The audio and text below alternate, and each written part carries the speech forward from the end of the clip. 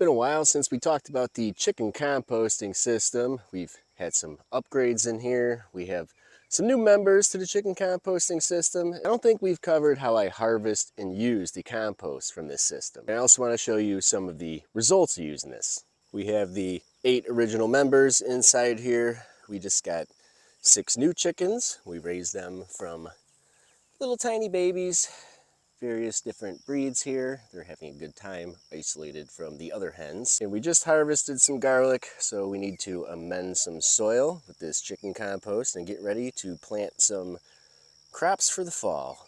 So I've got this wheelbarrow set up here.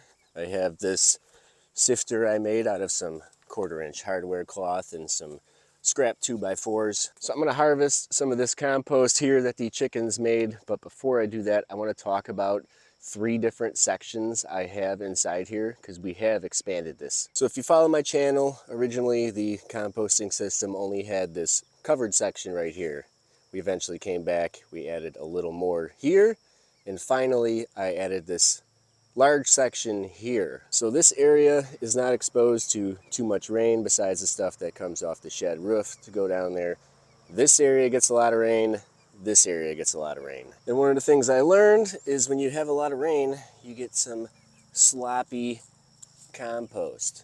I'll show you what we're working with inside here where it gets real sloppy. The chickens are starting to move in. They know what's going to happen here. I'm going to dig.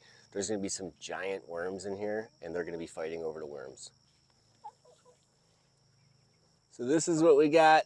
It smells pretty bad. It smells like a swamp. It's anaerobic. I found a cool way to use this stuff without sifting it. So let's head over to the garden, take a look at that. Then we'll come back here. We'll sift some compost and fix up some soil. So the garlic's out. Everything is thriving. We got some seeds sown inside there. These are areas that I amended with that unfinished stagnant chicken compost. And what I did was I used that as a mulch. You can see all the different bits laying on the surface here. Not only is it a mulch, it is also full of many nutrients. What happens is when I put this unsifted compost on the surface of the soil here around these plants, it started to get some air in it, so it was no longer anaerobic and the bacteria fire up. And it was very good for all these plants and they are thoroughly enjoying it. What I'm doing now is amending soil to plant seeds. So I like a finer compost when I'm doing that. So that's why we have the sifter out for it. So we're gonna take this same stuff we used as mulch. We're gonna sift it. Then we're gonna go inside the covered area where we have the drier compost. And we're gonna take some of that too and mix it in here. No specific ratio, just mixing all this good stuff together. Now this has got a lot of good stuff in it.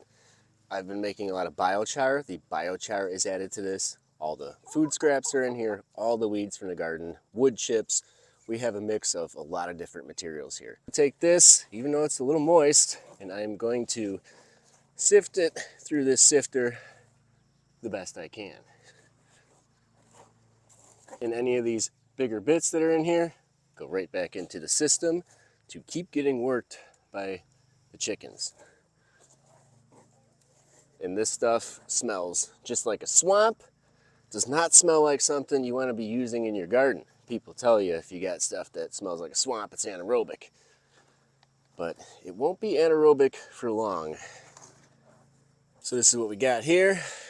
Looks really good once it's sifted. Now we're going to take some of the dry stuff, sift that out, and put it in here as well. This is going to be a whole lot easier to sift since it is dry.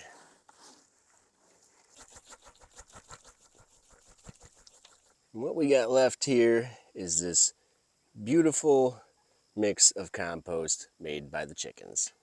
So all that's left to do now is take this compost and bring it to the garden.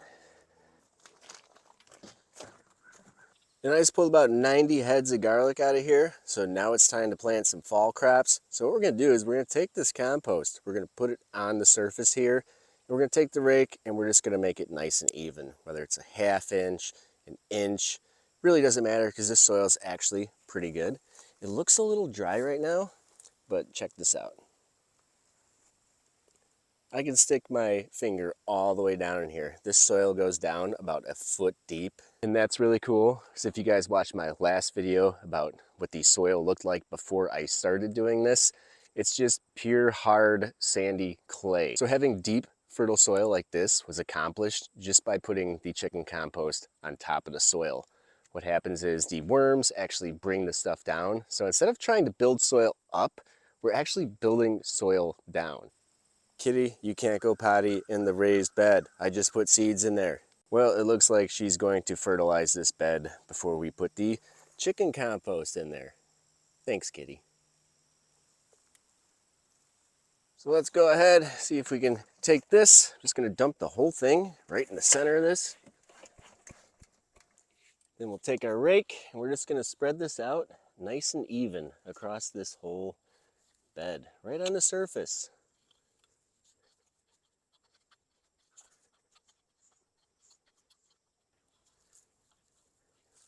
So that's looking real nice now with that compost on the top there. I did leave this mullein here. Mullei's a biennial. Next year that's going to grow and flower up. I always leave the mulleins wherever they're at, and I build my garden around them. So this amended bed is almost ready for planting. One thing I like to do is wait for a good rainstorm to come and blend this soil together. But because we're not going to have rain for another couple days, I'll probably come through with a watering can and some rainwater and just do it myself, because I do want to get some seeds in here. I'm probably going to plant some squashes, green beans, maybe even some cucumbers. I still have about 80 days till my first expected frost date, so I can plant pretty much anything here. And with this chicken compost mixed into my soil, everything grows super fast too, so I can even plant some stuff that might even take a little bit longer. The only thing we're risking is the price of a seed, so it's not that big of a gamble. So there's our chicken composting system, and this is my permaculture garden built with pretty much chicken compost. No weeds in here. This is all stuff I intentionally planted or stuff that came up on its own. Let's take a look at some of the stuff we got here and look at how healthy it is. We got tomatoes that are over 6 foot tall already, just loaded with a bunch of tomatoes. Many different types of tomatoes. Some I tried growing last year and we got hit with disease. This year we have not been hit with disease. So I don't know if the chicken compost mulch has something to do with that. And it's been really wet too, so you figure we'd be hit with disease. So look at these guys. I got these plants are just loaded with bell peppers. Ground cherries are going crazy. I've picked a couple already that were ripe. All of these holes in this cardboard were amended with the chicken compost. We have various types of sweet peppers. None of them are ripe yet. We got some eggplant that is ready, mixed in with the tomatoes that are just starting to blush. Getting very excited for that. We have a lot of tomatoes that are just about ready. And we have a lot of unique varieties we tried this year that we'll take a look at later. So make sure you subscribe so you can see that. Want to grow tomatoes in your lawn? Chicken compost. Some giant pumpkins under your fruit trees. Out of your lawn, just get some chicken compost. Because of the chicken compost, I have to come through my garden at least 2 to 3 times a week and fill a 35-gallon garbage can with plant waste just to make sure plants aren't overtaking each other. And guess where that plant waste goes?